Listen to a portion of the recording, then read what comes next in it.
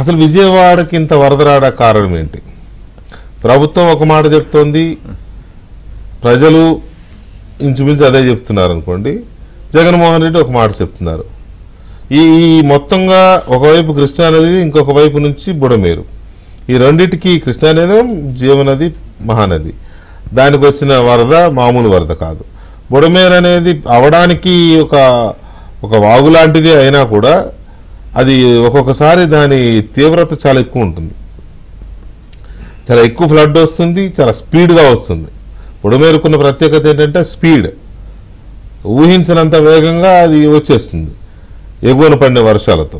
పైగా ఈ బుడమేరు అనేది ఎక్కడో ఖమ్మం జిల్లాలో పుట్టి ఉమ్మడి కృష్ణా జిల్లాలోకి ఎంటర్ అవుతుంది. Majority portion of Budameru Mylavaram నియోజకవర్గంలో వెళ్తుంది. మైలవరం నియోజకవర్గం నుంచి విజయవాడ అవుట్స్కట్స్ మీదుగా నిడమానూరు అవతల నుంచి డైరెక్ట్గా వెళ్ళి కొల్లేరుకి వెళ్ళిపోద్ది. జగన్మోహన్ రెడ్డి గారు అనుకుంటే బంగాళాఖాతంలోకి వెళ్ళదు, బంగాళాఖాతంలోకి కృష్ణానది ఇంకో పక్క నుంచి అది ఎటోపోద్ది. సో ఈ సిచ్యువేషన్లో అసలు ఈ బుడమేరు అనేది ఎలా వచ్చింది, ఎప్పుడు వచ్చింది, విజయవాడని బుడమేరు ఎలా హిట్ చేసింది, బుడమేరు వరదకి విజయవాడ కాలనీ, సింగనగర్ కానీ కే నగర్ ఆ కాలనీ చాలా ఉన్నాయి కదా, అవి ఎలాగా ముంపులో ఇదైనాయి. గేట్లు ఎత్తారు అంటారు. గేట్లు ఎప్పుడు ఎత్తారు? గేట్లు ఎత్తడానికి ముందు ఎలా ఉంది బుడమేరు, తర్వాత ఎలా ఉంది, ఆ వెలగలేరు రెగ్యులేటర్ దగ్గర ఏం జరిగింది, అసలు బుడమేరుకి ఈ దుస్థితి రావడానికి కానీ, లేకపోతే బుడమేరు పరివాహక ప్రాంతం ఈ ముంపునకు గురవడానికి కారకులు ఎవరు? ఇది బేసిక్ క్వశ్చన్ ఇది. అందరూ ఏదేదో మాట్లాడుతున్నారు, ఇదంతా రాజకీయం కావాలని చేస్తున్నారు, వాళ్ళు అంటున్నారు, వీళ్ళు అంటున్నారు. కాదు, ఎవరు దీని కారకులు ఎవరు? ఈ అంశం కూడా తేలాల్సిన అవసరం ఉంది. ఈ మొత్తం మీద ఒక విజయవాడ వరదలకి ఇలా రావడానికి గల కారకులు ఎవరు అనే దాని మీద కొంచెం డీప్ స్టడీ, వాడని వరదలు ఎలా ముంచెత్తాయి, కారణాలు ఏంటి అనే దాని మీద పెద్ద డిస్కషన్ జరుగుతోంది. మా హయాంలో పెద్ద పెద్ద కాలువ గోడలు కట్టేశాం, విజయవాడ మునగకూడదు, విజయవాడ ఎందుకు మునిగింది, లేకపోతే దానికి అర్ధరాత్రి గేట్లు ఎత్తేసారు, ప్రజలకి సిగ్నల్ లేదు, ఇండికేషన్ లేదు, అలర్ట్ లేదు, అందువల్ల అది మునిగింది, ఇలా రకరకాల ఆరోపణలు. కానీ అసలు వాట్ ఈజ్ బుడమేరు, బుడమేరుకున్న ప్రత్యేకత ఏంటి అనేది చాలా ఇంపార్టెంట్. అలాగే అది ఇలా అయిపోవడానికి, బుడమేరు ఇలా విజయవాడని కమ్మేయడానికి ఆ బుడమేరు పరివాహక ప్రాంతం అంతా ఇలాగా నాశనం గల కారణం ఏంటి, ఇవి కూడా చాలా పెద్ద చర్చ జరుగుతుంది. ఈ అంశాల్లోకి వెళదాం మనం.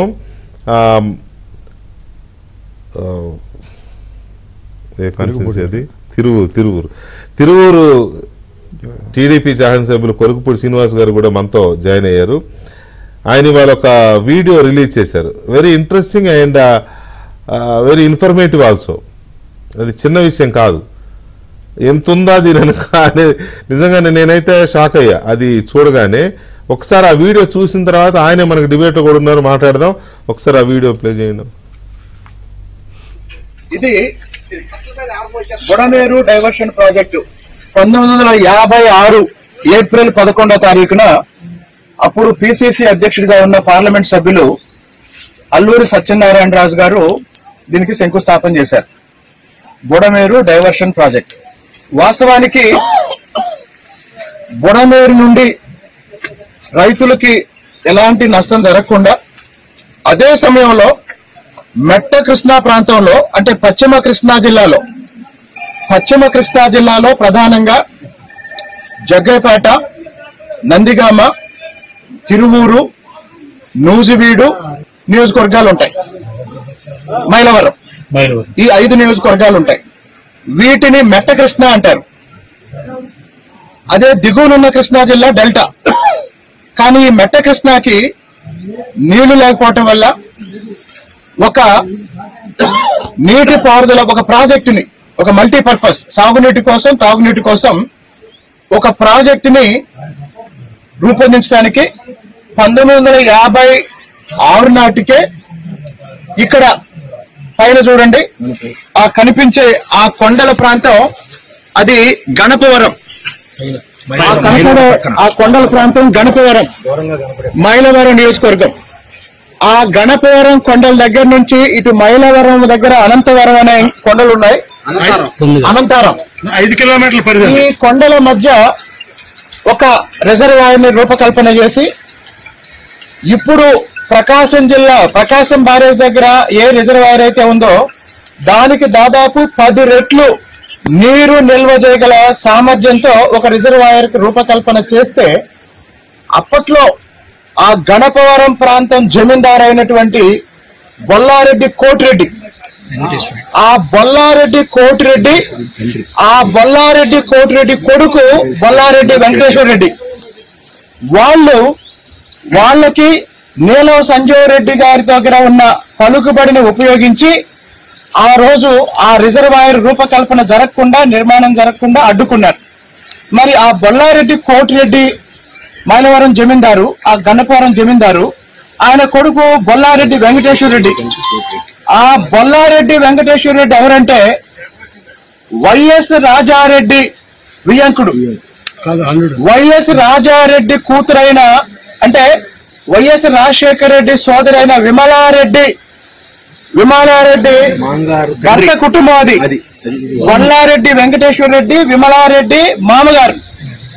కాబట్టి ఈ బుడమేరు ఈ రోజు ఎంతమందికి ఎంత విషాదాన్ని మెలగల్చడంలో వైఎస్ కుటుంబం పాత్ర చాలా చాలా చాలా చాలా ప్రధానమైంది. ఇది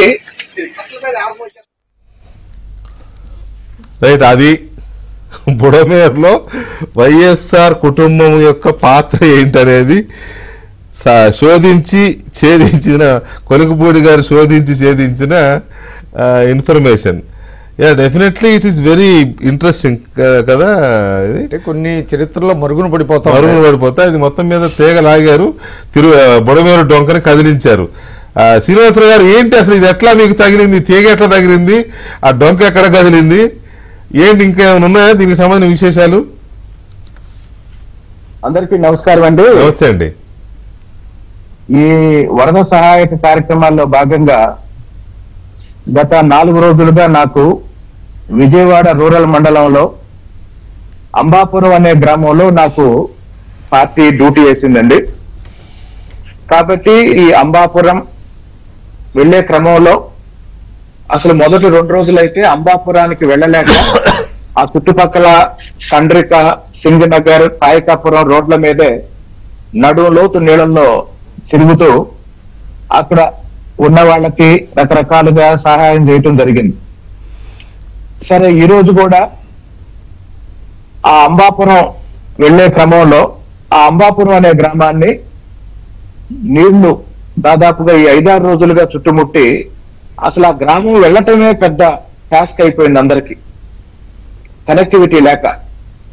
అయితే ఆ ఊరికి ఎలా వెళ్ళొచ్చు, ఎన్ని రకాలుగా వెళ్ళొచ్చు అని ఆలోచించి నేను ఈరోజు ఇంకొక మార్గం కనుక్కుంటే, సరే వెలగలేరు మీదుగా వెలగలేరు తర్వాత కొత్తూరు, తాడేపల్లి ఈ మార్గంలో వెళ్ళొచ్చు అని తెలిసినప్పుడు వెలగలూరు వెళ్ళాము. వెలగలూరులో అసలు బుడమేరుకు సంబంధించిన రెగ్యులేటరు, అలాగనే బుడమేరు డైవర్షన్ కెనాలు, ఈ 2 కూడా వెలగలూరులో ఉన్నాయి. అక్కడికి వెళ్ళి ఇక్కడ ఒక ప్రాథమికమైన విషయం ఏంటంటేనండి, జగన్మోహన్ రెడ్డి పదే చెప్పింది ఏంటంటే, వాతావరణ శాఖ ముందుగానే చెప్పినప్పటికీ రాష్ట్ర ప్రభుత్వం ప్రజల్ని అలర్ట్ చేయలేదు అన్నాడు. వాతావరణ శాఖ కృష్ణా నది ప్రవాహం ఎలా ఉందో చెప్తుంది, గోదావరి నది ప్రవాహం ఎలా ఉందో చెప్తుంది. పైగా పడే వర్షాలను బట్టి ఇప్పుడు శ్రీశైలం నిండితే శ్రీశైలం గేట్లు తీస్తే నాగార్జున సాగర్కి వస్తాయి, నాగార్జున సాగర్ గేట్లు తీస్తే పులిచింతలు వస్తాయి, పులిచింతల గేట్లు తీస్తే ప్రకాశం బ్యారేజ్కి వస్తాయి. కాబట్టి పైనుంచి వచ్చే నీటి ప్రవాహాన్ని బట్టి, పైన జరుగుతున్న వర్షపాతాన్ని బట్టి వాతావరణ శాఖ చెప్తే ఒక నదీ పరివాహక ప్రాంతంలో ప్రవాహం ఏ స్థాయిలో ఉంటుందో అంచనా వేస్తారు. కానీ కాలువల్లోనూ చెరువుల్లోనూ ఇట్లాంటి అంచనాలు ఉండవండి. బుడమేరు అనేది కృష్ణా, ఖమ్మం జిల్లాల సరిహద్దుల్లో కొండల్లో పుట్టి మా తిరువూరు నియోజకవర్గంలో ఏకొండూరు మండలంలోను, ప్రధానంగా మైలవరం నియోజకవర్గంలోను అనేక వాగుల్ని కలుపుకొని కొండవాగు, పాలవాగు, పులివాగు, పెద్దవాగు, ఇట్లా అనేక వాగుల్ని కలుపుకొని వాస్తవానికి మన గ్రామంలో పడే వర్షం మొత్తం ఊళ్ళో చెరువులోకో వాగులోకో వెళ్ళిపోతాయి. అంతే కదా.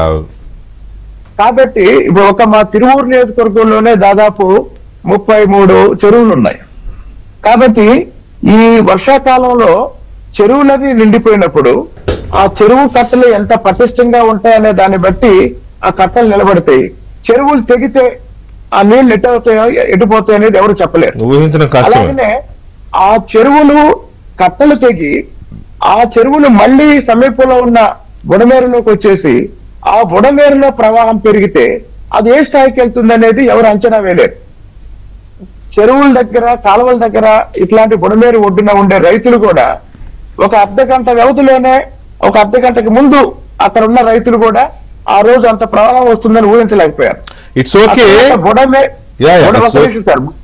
బుడమేరు ఆ రెగ్యులేటర్ దగ్గర 11 అడుగుల నీటి సామర్థ్యం అంటే 11 అడుగులు ఎత్తు వరకు వస్తే గేట్లు తీయాల్సిన పని లేదు. కానీ ఆ రోజు వచ్చింది 18 అడుగుల నీళ్లు వచ్చాయండి. 18 అడుగులు నీళ్లు వచ్చాయి.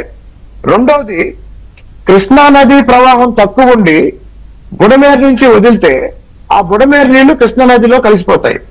కానీ 4-5 రోజుల క్రితం శ్రీశైలం నుంచి, నాగార్జున సాగర్ నుంచి, పులిచింతల నుంచి పైనుంచి వచ్చే నీటి వల్ల కృష్ణా నది ప్రవాహమే ఎక్కువ ఉండి బుడమేరు ఇంకా దానికన్నా తక్కువ స్థాయిలో ఉన్నప్పుడు బుడమేరు నీళ్లు కృష్ణా నదిలోకి వెళ్లకుండా వెనక్కి తన్నాయి. ఆ వెనక్కి తనటం వల్ల మళ్ళీ అవన్నీ వచ్చినప్పుడు ఆ రెగ్యులేటర్ పైకి నీళ్లు ప్రవహిస్తుంటే అటు లెఫ్ట్ సైడ్ రైట్ సైడ్ కట్టలు తెగి ఎటు తెగినా విజయవాడలోకి వస్తుంటే అప్పుడు ఇంజనీర్లు ఏం చేశారంటే గేట్లు ఎత్తేశారు. 2005లో రాజశేఖర రెడ్డి గారు ముఖ్యమంత్రిగా ఉన్నప్పుడు 2008లో రాజశేఖర రెడ్డి గారు ముఖ్యమంత్రిగా ఉన్నప్పుడు రాజశేఖర రెడ్డి గారు 2 సార్లు విజయవాడకి బుడమేరు వరద వస్తే వెలగలేరు హెడ్ రెగ్యులేటర్ ని రాజశేఖర రెడ్డి గారు ఎత్తించారు. ఆ రోజు బుడమేరు వరద వస్తే రాజశేఖర రెడ్డి గారు విజయవాడ వచ్చి సింగనగర్ ఫ్లైఓవర్ మీద నిలబడి ఆ వరదను చూసి వెళ్ళిపోయాడు. అంటే రాజశేఖర రెడ్డి ముఖ్యమంత్రిగా ఉన్నప్పుడు 2 సార్లు ఆ రెగ్యులేటర్ గేట్లు ఎత్తేశారు. ఈ రోజు జగన్మోహన్ రెడ్డి ఏమంటాడు, ఆ గేట్లు ఎత్తేసి రాష్ట్ర ప్రభుత్వం తప్పు చేసింది అంటాడు. కానీ అక్కడ ఈ మొత్తం నేపథ్యంలో విషయం ఏంటంటే ఈ రోజు తెలుసుకున్న విషయం ఏంటంటే బుడమేరు ఇందాక చెప్పినట్టు కృష్ణా జిల్లాలో ఎగువ కృష్ణా జిల్లా మెట్ట ప్రాంతం అండి. ఎలాంటి నీటిపారుదల ప్రాజెక్టులు లేవు.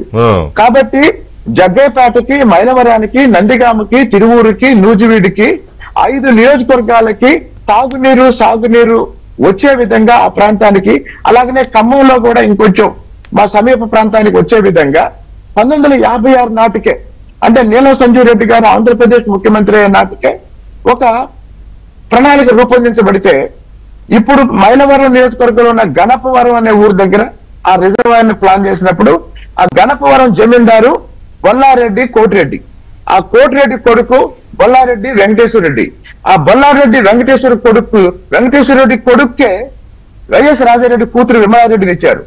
ఈ కుటుంబం గణపవరం జమీందారులు, ఈ కుటుంబం నీలం సంజీవ్ రెడ్డి గారి దగ్గరికి వెళ్లి ఆ ప్రాజెక్టు అంటే ఆ రిజర్వాయర్ కడితే వీళ్ళ భూములు పోతాయని వాళ్ళ వ్యక్తిగత ఆస్తులు కాపాడుకోవటం కోసం ఆ రోజు రిజర్వాయర్ ని కూడా కాదని ఈ రోజు బుడమేరు ఈ స్థాయిలో ఇన్ని లక్షల మందిని విషాదంలో ముంచడానికి కారణమైన నిర్ణయం వాళ్ళు తీసుకున్నారండి.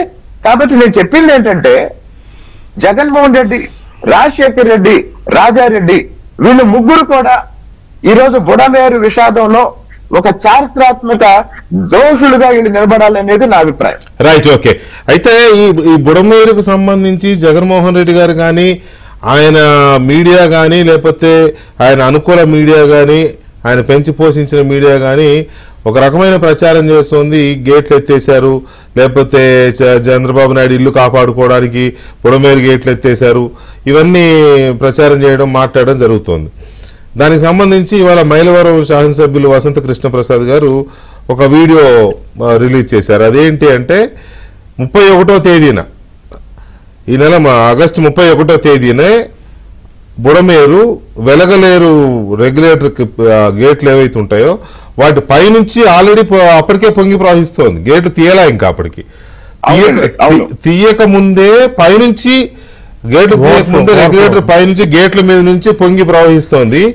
ఆ వీడియో ఒకసారి చూడొచ్చు మీరు విత్ ఆడియో.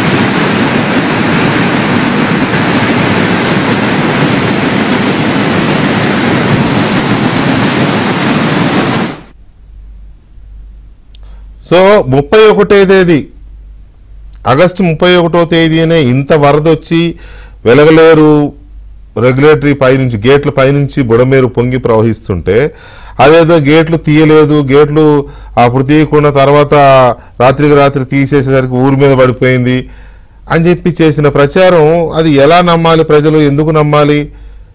ఆల్రెడీ గేట్ల మీద నుంచి పొంగి పొరులుతుంది బుడమేరు. సో దీని మీద జగన్మోహన్ రెడ్డి ఆయన మీడియా చేసిన ప్రచారం కానీ జరిగిన ఫ్యాక్ట్ కానీ చెప్పడానికి మనతో మైలవరం శాసనసభ్యులు వసంత కృష్ణప్రసాద్ గారు లైన్ లో ఉన్నారు. వారితో మాట్లాడదాం.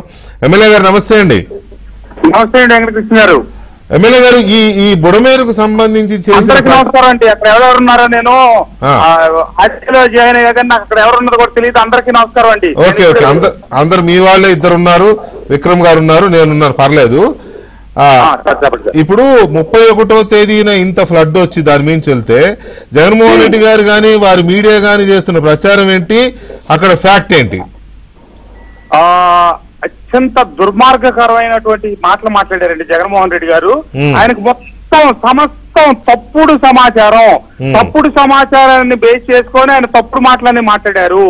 నేను ఇందాక ఒక మాట అన్నాను, బుద్ధి జ్ఞానం ఉన్న వాళ్ళు ఎవరు ఈ మాటలు మాట్లాడారని. నేను రాజకీయాల్లో ఎప్పుడు అసభ్యంగా ఇట్లా మాట్లాడలేదండి.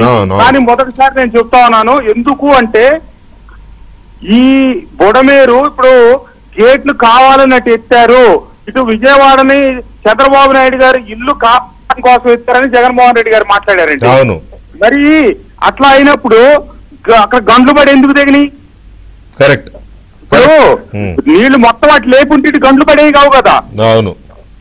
ఇప్పుడు ఆ పూట వాస్తవం అక్కడ ఏంటంటే అండి 10 ఫీట్లు దాటిన తర్వాత దానికి మాక్సిమం కెపాసిటీ 11 ఫీట్. ఆ రోజు ఉదయం కూడా అక్కడ ఫ్లడ్ లేదు, నామినల్ వాటరే ఉన్నాయి. కానీ ఆ రోజు రాత్రి కురిసిన వర్షం మళ్ళీ మధ్యాహ్నం పడిన వర్షానికి ఫ్లాష్ ఫ్లడ్ వచ్చింది, ఆకస్మిక వరద వచ్చింది. ఎంత వచ్చింది అంటే దానికి 11 గేట్లు ఉంటాయండి. వాళ్ళు 10 ఫీట్లకు చేరేటప్పటికే ప్రిపేర్ అయ్యే లోపలనే దాటిపోయి 11 దాటి 12 దాటి 13కు వచ్చేసింది కుడియడంగా. వచ్చి ఆ వెనకున్నటువంటి కట్టలన్నీ పొర్లిపోవటం మొదలైనవి, పొలాల మీద పడతా ఉన్నాయి. అది ప్రమాదకరంగా పరిణమించింది. అప్పుడు హడావుడిగా గేట్లు లేపే క్రమంలో అక్కడ పవర్ కూడా లేదు, పవర్ కు డిస్కనెక్ట్ అయి ఉంది. ఆ పర్టికులర్ హెడ్ రెగ్యులేటర్ వెలగలేదు, హెడ్ రెగ్యులేటర్ జనరేటర్ తోనే ఆపరేట్ చేస్తా ఉన్నారు. 8 గేట్లు లేపిన తర్వాత పైనుంచి ఓవర్ఫ్లో అవుతున్న ఆ వాటర్ జనరేటర్ రూమ్ లోకి వెళ్ళి జనరేటర్ కూడా పనిచేయటం మానేసింది.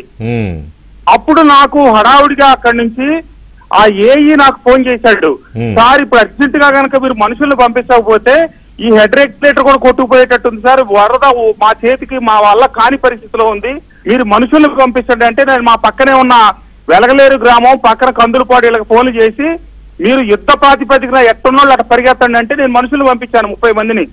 మిగిలిన 3 గేట్లు ఎత్తడానికి నానా ప్రయాసపడి మాన్యువల్ గా లేపించాం.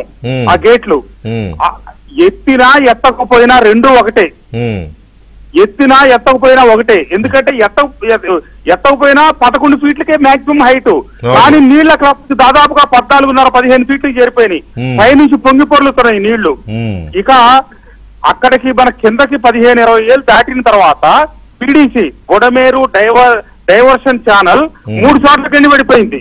ఆ గండిపడిపోయిన నీరు వల్ల మీకు ఒకటే గుర్తుపెట్టుకోండి, అటు నుంచి నీరు వచ్చేటప్పుడు బుడమేరు సౌత్ నుంచి నార్త్ కు వస్తా ఉంది, అదే సారీ నార్త్ నుంచి సౌత్ కు వస్తా ఉంది బుడమేరు. అక్కడ లెఫ్ట్ సైడ్ విజయవాడ ఉంటది, రైట్ సైడ్ అంతా మనకి పై పక్కన గ్రామాలు ఉంటాయి.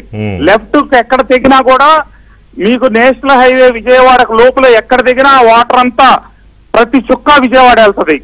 నేషనల్ హైవే దాటిన తర్వాత ఆ కొద్ది దూరంలో తెగితేనే కృష్ణానదిలోకి వెళ్తది నీరు. ఇక 3 గంటలు పడి జగన్మోహన్ రెడ్డి గారు చెప్పినట్టు కనుక గేట్లు ఎత్తుండకపోతే ఇక విజయవాడ టోటల్ గా ఖాళీ చేసి ఒక నెల తర్వాత జనమంతా ఊళ్ళోకి రావాల్సి వచ్చేది. ఎందుకు అంటే ఈ నీళ్లు అటు గేట్లు ఎత్తితే కూడా వచ్చిన మిగిలిపోయిన కొద్దిపాటి నీళ్లతోనే ఈ కాలువ తట్టుకోలేక బీడీసి పోయి 3 చోట్ల తెగింది. అదే గనక 40,000 45,000 క్యూసెక్కులు గనక ఇటు ముందుకే వచ్చుంటే 3 కాదు ఎంటైర్ కట్ట తెగిపోయేది. అసలు మిగిలేదు కూడా కాదు, కట్ట అంత బీభత్సం అయిపోయేది అనమాట వరద. అది అధికారులు తీసుకోవాల్సిన నిర్ణయం, అధికారులు ఆకస్మికంగా తీసుకున్న నిర్ణయం. దానికి అక్కడేదో చంద్రబాబు నాయుడు గారు ఇల్లు ఉంది, అయినా అంత పెద్ద కృష్ణానదికి ఆ రోజుకి ఆ నిమిషానికి 31వ తారీఖున మీకు 4-5 లక్షల లోపు ఫ్లడ్ ఉంది తప్పితే 12 లక్షల ఫ్లడ్ లేదు అక్కడ. ఈ వచ్చి 40 ఏళ్ళు గడిస్తే కృష్ణానదికి మునిగిపోయింది లేదు, కొంపలారిపోయింది లేదు. కృష్ణానది అక్కడ ఎప్పుడు 10 లక్షల వరకు మాకు అత్యంత సాధారణం. నేను శాసనసభ్యుడిగా సంవత్సరాలు బట్టి పనిచేస్తున్నా. నదిలో చిన్న లంక పెద్ద లంక ఉంది, మేము పిలిచినా వాళ్ళు బయటికి రారు. 10 లక్షలు దాటితేనే నేను పడవలు పంపిస్తే వాళ్ళు వస్తారు.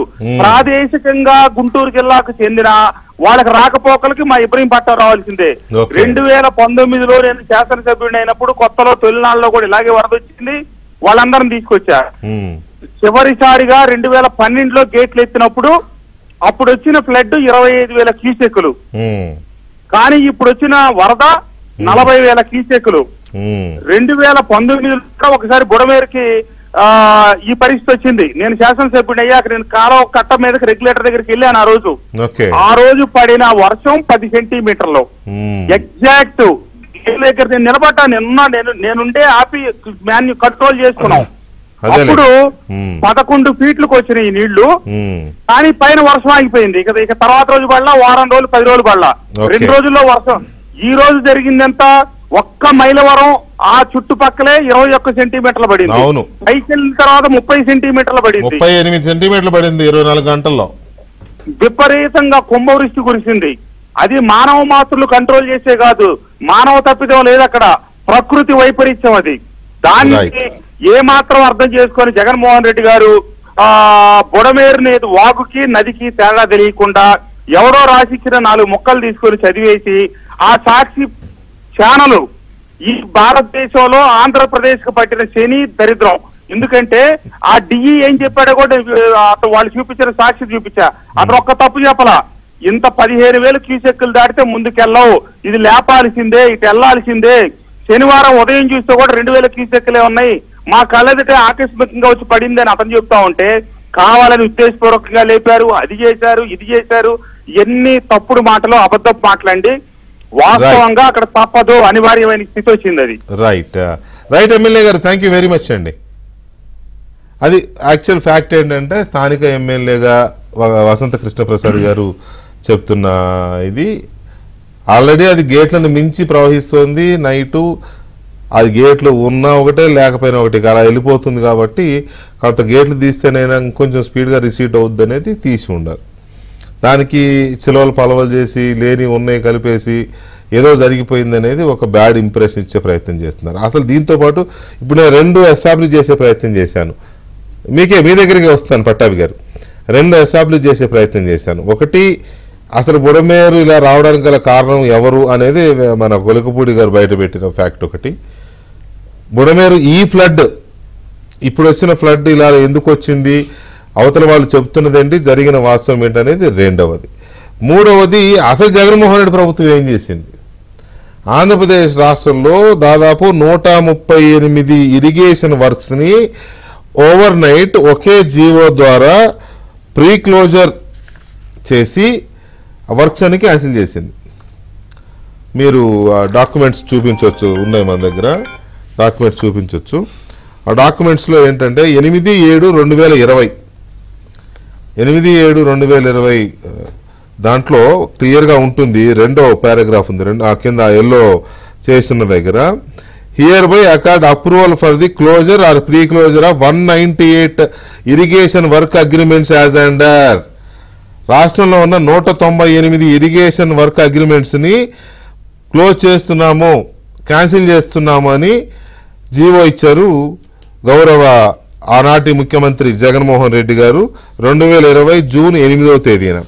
అందులో 4, మీరు రెండో పేజ్ చూస్తే అందులో 4 ఉన్నాయి. Budameru works, work number 40, package number 1514, channelization of Budameru major drain from kilometre 34,000 to kilometre 42,500 below Enikepadu ముందు అనమాట. రెండవది package number 1514 part work channelization of Budameru major drain from kilometre 34,000 to kilometre 42,500 below Enikepadu, ఇది రెండవది. ఫస్ట్దేమో Raghava Constructions, 40th Raghava Constructions. రెండవది ఎన్ఏఎస్ బాబు కన్స్ట్రక్షన్స్ గుడివాడ అంట, ఈయన ఎవరు మరి. రాఘవ కన్స్ట్రక్షన్స్ అంటే శ్రీనివాస్ రెడ్డి గారిది, ఇప్పుడు కాంగ్రెస్లో మంత్రి ఇక్కడ తెలంగాణలో.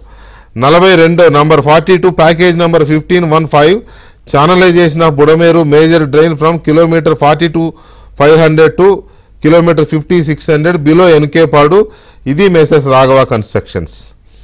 43 package number 1515 part work channelization of Budameru major drain from 42,500 to kilometre 50,600 below Enkepadu, NAS Babu Constructions.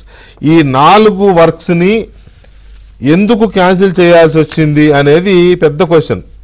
ఈ 4 కంటిన్యూ అయి ఉంటే, తెలుగుదేశం గవర్నమెంట్ హయాంలో టేకప్ చేసిన ఈ వర్క్స్ కంటిన్యూ అయి ఉంటే, అక్కడ ఏవైతే ఆ డైవర్షన్ వర్క్స్ కానీ లేకపోతే ఛానలైజేషన్ కానీ ఆ పూడికతీత పనులు కానీ ఇవన్నీ కంప్లీట్ అయ్యి ఉంటే ఇవాళ బుడమేరుకి ఈ దుస్థితి వచ్చి ఉండేది కాదు. కేవలం అప్పుడు కాంట్రాక్టర్లు తెలుగుదేశం పార్టీ తన వాళ్ళకి ఇచ్చుకుందనో లేదా తనకు నచ్చిన వాళ్ళకి ఇచ్చుకుందనే ఒక దీంతో ఇచ్చుకున్నారు, క్యాన్సిల్ చేశారు. ఒకటి. రెండవది, అసలు చంద్రబాబు నాయుడు మొదలుపెట్టిన ఏ పని ఉండకూడదు కదా, జగన్మోహన్ రెడ్డి గారి సిద్ధాంతం అది. అందువల్ల క్యాన్సిల్ చేసి వాళ్ళ బుడమేరు ఈ రకంగా విజయవాడని ముంచెత్తడానికి కారకమైంది ఎవరో ఇగో ఈ ఒక జీవో ద్వారా తెలుస్తుంది. పటాభి గారు ప్లీజ్ ప్రొసీడ్. ఈ 3 ఆధారంగా, ఒకటి మన తొలిపూడి గారు చెప్పింది, రెండోది కృష్ణ ప్రసాద్ గారు చెప్పింది, మూడోది ఇప్పుడు నేను చెప్పిన జీవో. ఇప్పుడు నేను ఎగ్జాక్ట్గా నేను మాట్లాడాలనుకున్నది కూడా ఈ జియో నెంబర్ 365 గురించే. ఇప్పుడు మీరు అది స్క్రీన్ మీద డిస్ప్లే చేశారు చాలా స్పష్టంగా. సరే, ఒకటి కొలికిపూడి గారు చెప్పినట్టు గతంలో రాజారెడ్డి కుమార్తె సంబంధించి లేదా రాజారెడ్డి వియంకుడు ఎవరైతే అక్కడ జమీందారు ఉన్నారో మైలవరం దగ్గర, ఆయన భూములు ఇవ్వకపోవటం వల్ల అక్కడ రిజర్వాయర్ నిర్మాణం జరగకపోవటం ఇవాళ ఈ దుస్థితికి అదొక కారణం అయితే, రెండోది ఇందాక వసంత కృష్ణ ప్రసాద్ గారు వీళ్ళు ఏదైతే దుష్ప్రచారం చేస్తూ ఉన్నారు, గేట్లు ఏదో ముందే ఎత్తేసారు, కావాలని ఎత్తేసారు, ఇవన్నీ కూడా పచ్చి అబద్ధాలని చెప్పి ఆ విజువల్ వీడియోగ్రాఫిక్ ఎవిడెన్స్తో మనం చూపించాం. పైకి పొర్లి పొంగుతున్నటువంటి సందర్భంలో ఆ రెగ్యులేటర్ కూడా ఉండదేమో, అసలు అది కూడా కొట్టుకుపోతుందేమో అని ఆందోళన పడి అక్కడ వసంత కృష్ణ ప్రసాద్ గారికి ఫోన్ చేయటం, ఆయన మనుషులను పంపించి అక్కడ పవర్ లేకపోతే మాన్యువల్గా ఎత్తించే ప్రయత్నం చేయటం, అంటే ఒక ఎమర్జెన్సీ సిచ్యువేషన్లో ఆ గేట్లని ఏ విధంగా కష్టపడి ఎత్తారో కూడా ఆయన చాలా వివరంగా చెప్పారు. సో కాబట్టి వాళ్ళు చెప్పేటటువంటి ఆ మాటలన్నీ కూడా ప్రచారం చేస్తున్నామని కూడా పచ్చి అబద్ధాలని ప్రూవ్ అయింది. మూడోది, అత్యంత కీలకమైంది జీవో నెంబర్ 365. ఆనాటి చంద్రబాబు గారి ప్రభుత్వం ఏదైతే ఆధునీకరణ పనులు చేపట్టిందో, బుడమేరు కాలువ దాని కెపాసిటీని 15,000 క్యూసెక్కుల నుంచి 45,000 క్యూసెక్కుల వరకు హ్యాండిల్ చేసే విధంగా దాని ఆధునీకరణ పనుల్ని ప్రారంభించింది చంద్రబాబు గారి ప్రభుత్వం. ఇవాళ ఆ కాలువలో నుంచి వెళుతున్నది ఎంతండి? సుమారుగా 40,000 క్యూసెక్కులు అంటా ఉన్నారు మాక్సిమం. అంటే ఆ రోజున చంద్రబాబు నాయుడు గారు ప్రారంభించినటువంటి పనుల్ని కొనసాగించి పూర్తి చేసి ఉంటే 45,000 క్యూసెక్స్ వరకు ఆ కాలువ హ్యాండిల్ చేసి ఉండేది. జగన్మోహన్ రెడ్డి ప్రభుత్వం జీవో నెంబర్ 365 ద్వారా 198 పనులను, ఇరిగేషన్ పనులను అర్ధాంతరంగా క్యాన్సిల్ చేయటం, దానిలో బుడమేరు పనులు కూడా ఉండటం వలన ఇవాళ 45,000 క్యూసెక్స్ హ్యాండిల్ చేసే కెపాసిటీని మనం ఏర్పాటు చేసుకోలేకపోయాం. ముందు జగన్మోహన్ రెడ్డి గాని, ఇరిగేషన్ మంత్రులుగా పనిచేసినటువంటి అంబటి రాంబాబు గాని, అనిల్ కుమార్ యాదవ్ గాని దీనికి సమాధానం చెప్పాలి. వీళ్ళు క్యాన్సిల్ చేయటమే కాకుండా వీకే గారు కొత్త కాంట్రాక్టర్లను తీసుకొచ్చి పనులు చేయకుండా దాదాపుగా 30 కోట్ల రూపాయలు ఈ ప్యాకేజీలకు సంబంధించి 30 కోట్ల రూపాయలు దోచిపెట్టారండి. పనులు చేయకుండా 30 కోట్ల రూపాయలు పేమెంట్లు చేశారు. అంతేకాకుండా గ్రావెల్ దోచుకున్నారు. ఈ కట్ట నిర్మాణం పేరుతో కట్టని బలపరిచే నెపంతో అక్కడ ఉన్నటువంటి గ్రావెల్ మొత్తాన్ని కూడా బయటకు అమ్ముకున్నారు. అంతేకాకుండా గన్నవరం నియోజకవర్గంలో మేము బుడమేరు ఆధునీకరణ కోసం గ్రావెల్ తవ్వుతున్నాం అని చెప్పి అక్కడ ఉన్నటువంటి ఆనాటి ఎమ్మెల్యే వంశీ నేతృత్వంలో భారీ ఎత్తున గ్రావెల్ దొంగతనం చేశారు. అంటే కొన్ని కోట్ల రూపాయలు మింగేసి బుడమేర పనులని మేమేదో బాగు చేస్తామని చెప్పి కొన్ని కోట్ల రూపాయలు మింగేసి ఉన్నటువంటి పనులన్నీ కూడా ఆపేయటం వల్ల ఇవాళ మీరు ఇందాక చదివినటువంటి ప్యాకేజ్ 15-1-4 31 కిలోమీటర్ నుంచి సుమారుగా 42 కిలోమీటర్ వరకు ఇందాక మీరు 24 to 42 స్ట్రెచ్ 24th కిలోమీటర్ నుంచి 42nd కిలోమీటర్ వరకు ప్యాకేజ్ నెంబర్ ఏదైతే ఉందో అది చాలా కీలకమైన ప్యాకేజ్. అక్కడ పనులు ఏమాత్రం చేయకపోవటం వల్ల ఇప్పుడు ఆ ప్యాకేజ్ దగ్గర గండ్లు పడ్డాయండి. ఇవాళ అక్కడ గండ్లు పడటం వల్లే ఇవాళ విజయవాడ నగరం అంతా కూడా మునిగిపోయింది ఇవాళ ఒక పార్టీ అంతా కూడా. కాబట్టి దీని యొక్క పాపం కేవలం జగన్మోహన్ రెడ్డిది అని ప్రూవ్ చేయడానికి ఇంతకంటే ఏం కావాలి సార్? రైట్. ఈ జీవో నెంబర్ 365 కంటే ఇంకా సాక్ష్యం ఏం కావాలి? అవును అవును రైట్. దీనికి జవాబు చెప్పాలి కదా జగన్మోహన్ రెడ్డి. రమ్మనండి అంబటి రాంబాబుని రోజుకు ఒక ప్రెస్ మీట్ పెట్టి మాట్లాడుతూ ఉన్నాడు. వచ్చి చెప్పమనండి జీవో నెంబర్ 365 గురించి మాట్లాడమనండి. ఎందుకు పనులు ఆపేశారు, పనులు ఆపేసి కొత్త కాంట్రాక్టర్ని తీసుకొచ్చామని చెప్పి కోట్ల రూపాయలు ఎలా దొంగతనం చేశారో, 45,000 క్యూసెక్స్ కెపాసిటీని వీళ్ళు ఏ రకంగా అడ్డుకున్నారో బుడమేరు కాలువ కెపాసిటీని వచ్చి జవాబు చెప్పమనండి. రైట్. ఒక్క నిమిషం పట్టాభి గారు, విక్రమ్ గారు. నేను కూడా చిన్న కులుగుబూడి గారు చెప్పినట్టుగా దీనికి కూడా కొంత చరిత్ర చెప్పాలి. ఓకే. ఎందుకంటే బుడమేరుని విజయవాడ దుఃఖదాయని అంటారు. అవును. ఎందుకంటే అది ఆ సమస్య ఎప్పుడూ ఉండేది మా చిన్నతనంలో. సహజ లక్షణమే అది జనాన్ని ఏడిపించడం. అయితే తెలుగుదేశం అధికారంలోకి వచ్చిన తర్వాత ఎన్టీ రామారావు గారు సీఎం అయిన తర్వాత దానిని ఏ విధంగా చేయాలి, స్ట్రీమ్లైన్ చేయాలి అనే దాని మీద చాలా ప్రణాళికలు వేశారు. వేసిన తర్వాత ఆయన ఇప్పుడు వెలగలేరు దగ్గర హెడ్ రెగ్యులేటరీ కూడా అప్పుడే ప్లాన్ చేసింది. అయితే 89లో ఆయన అధికారంలో పోగానే చెన్నారెడ్డి గారు సీఎం అయినప్పుడు ఫస్ట్ మనకి వరల్డ్ బ్యాంకు నిధులు వచ్చింది దీనికోసం అండి. ఫస్ట్ అసలు బుడమేరు రెగ్యులేటరీ కోసం ఫస్ట్ వరల్డ్ బ్యాంక్, ప్రపంచ బ్యాంకు నిధులు. అప్పుడు పెద్ద పండగ చేసుకున్నారు వాళ్ళు, స్వీట్లు అవి పంచుకొని అంత సాధించామని. సో అట్లాగా దానికి అంటే ఎన్టీ రామారావు గారి కృషి. ముందు ముఖ్యమంత్రులు ఆయన చెప్పినట్టే నీలం సంజీవ్ రెడ్డి గారి తర్వాత సక్సెసివ్ ముఖ్యమంత్రులు ఎవరు కూడా పట్టించుకోవాలా.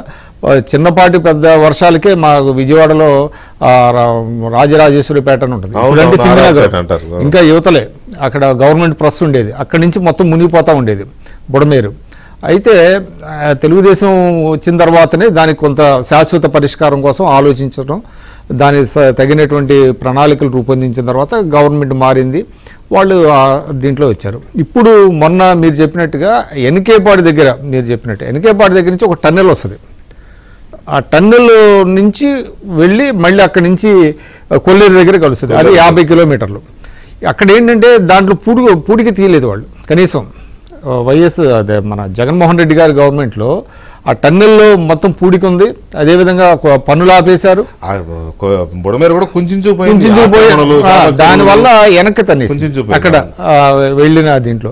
అందువల్ల ఆయన మొన్న క్లియర్ కట్గా ఎవరో రాసి ఇచ్చారండి, అది ఎవరో రాసి ఇచ్చింది చదువుతున్నాడు ఆయన. మళ్ళీ మధ్యలో ఆయన ఎప్పుడు జనరల్గా ఏంటంటే ఎక్స్టెంపోర్లోనే మాట్లాడతాడు, ఇది సబ్జెక్ట్ కదా ఎవరో రాసి ఇచ్చారు అది చదువుతున్నాడు తప్ప చదివేసి గేట్లు ఎత్తేసారు అది ఇది అని అంటాం. ఇప్పుడు మనం చూస్తున్నాం కదా ఓవర్ఫ్లో అవుతానుంది, అది ఎత్తినా ఎత్తకపోయినా ఎత్తాల్సిందే.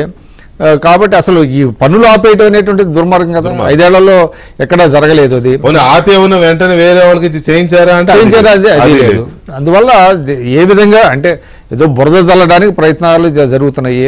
ఏదేమైనప్పటికీ కూడా ఇవాళ ఒక యుద్ధ ప్రాతిపదికన కొంత రెస్టోర్ అవుతుందండి. విజయవాడ కావచ్చు, మిగతా ప్రాంతాలు కూడా కావచ్చు. చంద్రబాబు నాయుడు గారు ఒంటి చేత్తో దాన్ని ఏ విధంగా హ్యాండిల్ చేశారనేటువంటిది జనంలోకి బాగా వెళ్ళింది. సరే, నష్టం ఇది పనిగట్టుకొని చేసినటువంటి నష్టం అని వాళ్ళు పెయింట్ చేయాలని చూస్తున్నప్పటికీ కూడా ప్రజలు అర్థం చేసుకుంటున్నారు. ఇప్పటికేంటంటే రిలీఫ్ అందుతుంది, ఇంకా అందాల్సిన అవసరం ఉంది. కేంద్ర ప్రభుత్వం కూడా మరి చౌహాన్ గారు వచ్చి తిరిగి వెళ్ళారు కాబట్టి ఎంత ప్రకటిస్తారనేటువంటిది చూడాలి. ఏదేమైనప్పటికీ ఇది ఒక యాక్చువల్లీ చెప్పాలంటే ఈ క్రైసిస్లోనే ఆయన నాయకత్వం కూడా ఒకటి బయటపడటం అనేది కూడా ఇది బ్లెస్సింగ్ ఇన్ డిస్గైజ్ అనుకోవాలి ఒక రకంగా చెప్పాలంటే. ఏమైనా ఇప్పుడు ఎలాగైతే విజయవాడలో వరద ప్రభావిత ప్రాంతాల్లో సహాయక చర్యలు, ప్రజలకు అవసరమైన ఆ పేదలను ఆదుకునే కార్యక్రమం ఎలా జరుగుతున్నాయో సైమల్టేనియస్గా బుడమేరు అనే వాగు ఇంకొకసారి ఇలా విజయవాడ మీదకి రాకుండా గతంలో అనుకున్న పనులను ఛానలైజేషన్, ఆధునీకరణ అవన్నీ పూర్తి చేయడం. ఇంకా మాట్లాడితే గతంలో ఎప్పుడో ఇందాక కొలికపూడి గారి వీడియోలో చూపించిన ఆ రిజర్వాయర్ కనుక చేస్తే మంచిది అనుకుంటే దాని దిశగా కూడా ఆలోచిస్తే బెటర్. ఎందుకంటే ఆ ప్రాంతం మొత్తానికి ఆ మెట్టకృష్ణ అంటున్నారు కదా, ఆ మెట్టకృష్ణ 5 నియోజకవర్గాలకి సాగునీరు, తాగునీరు వస్తే రిజర్వాయర్ కూడా చేసుకుంటే కొంత వాటర్ ఇది కంట్రోల్ అవుతుంది, ఫ్లడ్ కంట్రోల్ అవుతుంది, నీటిని వినియోగించుకునే అవకాశం కూడా ఉంటుంది. కాబట్టి అది కూడా